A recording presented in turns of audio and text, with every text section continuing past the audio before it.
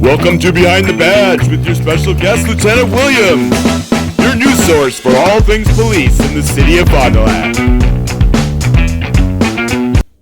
Welcome back into Fond du Lac today on News Talk 1450 and 100.7 KFIZ. It's now time for Behind the Badge. We have Lieutenant Williams and Officer Clapper in studio this morning.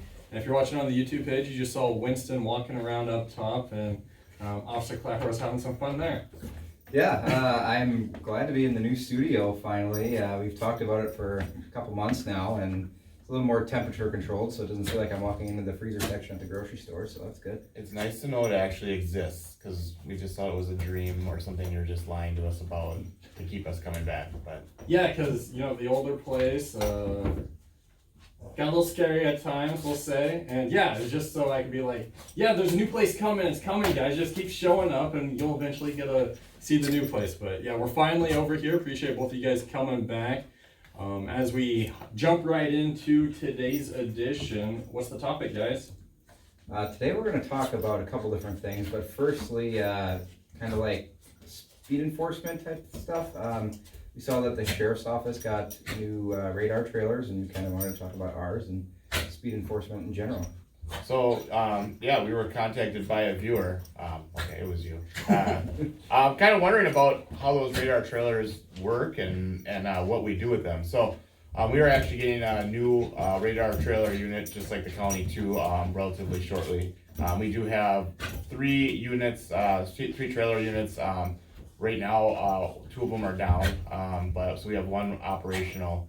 And what they do is we get reports of like speeding or something going on in an area of the city, and supervisors can request that we put out the radar trailer. So it's basically what you see. It's a unit that has a radar unit in it.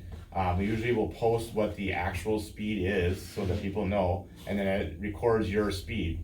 What that does is it actually records all of that information forever, how long we put it out on basically like an advanced USB drive, and we can like take that data and like kind of show it to whoever requested it and see, okay, you've had this many people that were over between 25 and 35 miles an hour. We had this many people over 35 to 45 miles an hour, and what time of day they're speeding, and all these things. So instead of us just kind of like hopefully just randomly sitting somewhere and catching someone speeding, we can say, well, it makes sense to sit at this location at this time because that's when most of the speeding is occurring. So it kind of narrows it down, collects a lot of data, and honestly, when I see those things, I slow down.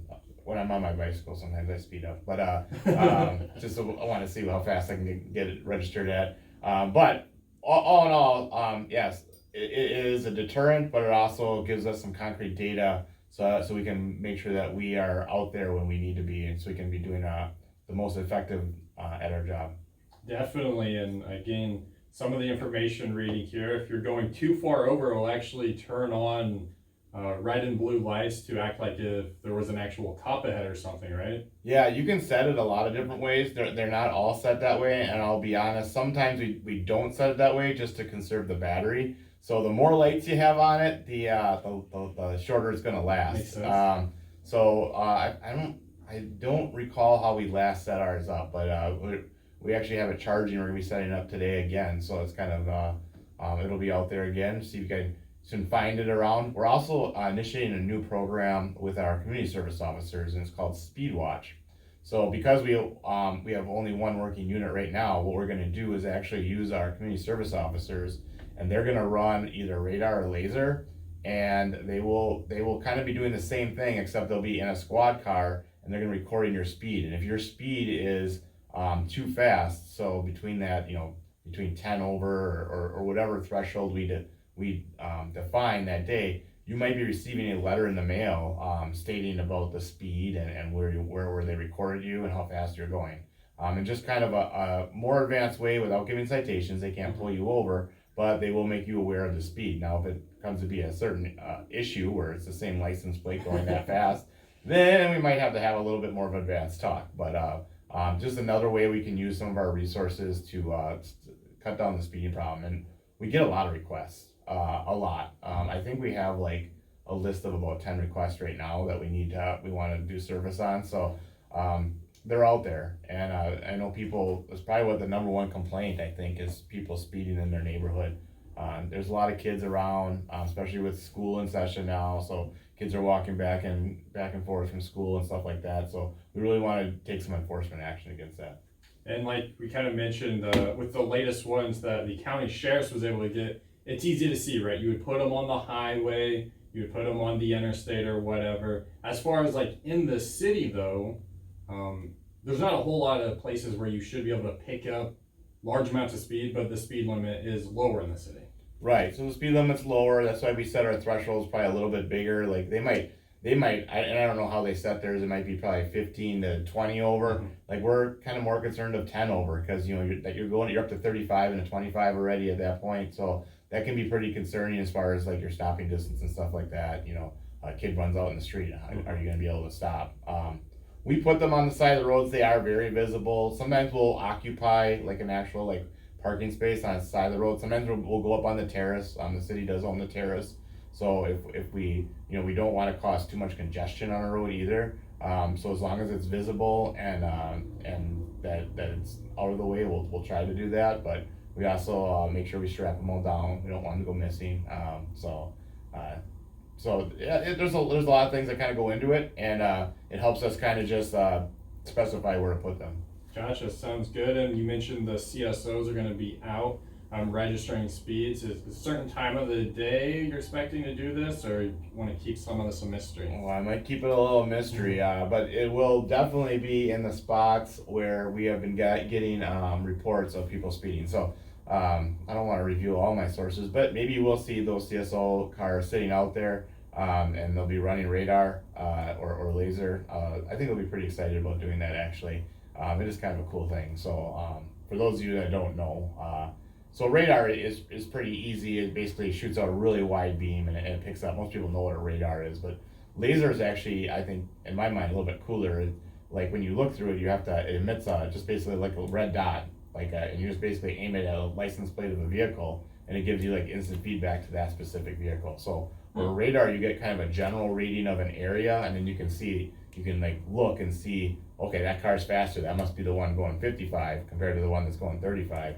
Or laser, there's no doubt in anyone's mind that's the car that is going that speed because that is where the red dot is on. Gotcha, definitely makes sense there. All vehicles have these capabilities in them, right? Or do all of your vehicles come with a radar, or? All of the marked squad cars Okay. do. They have a fixed radar unit in them, and then they have the reader, which the officer has to calibrate before they go out on patrol every day, just to make sure it's accurate. But then the laser that we're talking about, or LiDAR, some people refer to it as, it's like a handheld unit. So you'll see state troopers on the highway sometimes parked at an angle, like on the side, and they have their window down. That means that you can't run laser through glass. Okay. It won't go through glass. So you have to have your windows down. So when you see a cop on the side of the road parked at an angle like that with their windows down, that's what they're doing is laser. And it's a lot more effective. Like when I had a little bit more time on my hands when I was on patrol on You night had shift. more time on your hands whenever On night shift patrol, I did. Not as much on second shift. We're very busy on second shift. But on night shift, I used to go out with the laser and do some speed enforcement at night. And it's crazy to see, like, if there's a pack of 10 vehicles and maybe one's looking like it's traveling faster than the other, a radar is just going to send out that beam and it's going to bounce off probably whatever the biggest vehicle is, or whichever vehicle it first gets to, and send the reading back, which may not always be the fastest vehicle.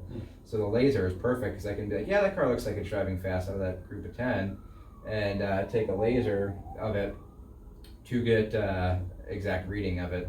So it's a lot more beneficial for us. So what do you think is the place that people speed the most around Fond du Lac? I don't think anybody speeds. Everybody follows the rules. Okay, but if they did, I think we've kind of talked about this in the past. I mean, it's really easy to go if you're going west on Johnson. over the hill, Over the hill, bridge. yeah. Yeah, I would say, we used to call that kind of like the honey spot if you really wanted to do traffic enforcement. And I'm not even saying that we're being nitpicky, like, it's pretty common to find someone going 15 over around that area, which, you're like, okay, well, there's no turnoffs, but you know, it's a downhill, obviously those lights go flashing when storms come up because it gets slippery down there, and there are a lot of kids going back and forth to school over that bridge. So it is something where you'll see us do enforcement on because there's a large amount of speeders going over that. So what about you, Marcus? Do you have any other spots? That was, I mean, when I was on night shift, that was my honey hole. I had people going upwards of 60 in that area, and a 30-mile-per-hour zone is pretty quick. But Pioneer Road is also another bad one because you're right along the interstate, so people think that maybe the speed limit is 55, or because of the speed limit on Rolling Meadows Drive is 45. People get speed going because there's not a lot of stops in between. And that's a bad area to speed because there's a lot of driveways to businesses and hotels, stuff like that around that area. So once you're starting to go higher speeds like 50, 55, 60, people aren't going to realize how fast you're going, and they're going to pull out, and it's going to cause an accident. So that was a good spot of mine back in the day when I was on night shift. A lot of your streets that are like cutovers, like Arn Street, or they're kind of like a quicker route, so you can like surpass, like go by other ways.